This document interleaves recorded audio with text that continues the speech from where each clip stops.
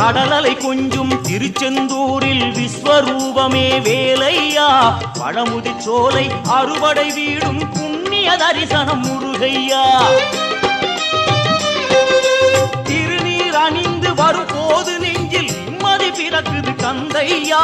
சுகனே சிவனார் மகனே உன்னை பாட பாட சுகமாகுதையா வேல் முருகா அரோகரா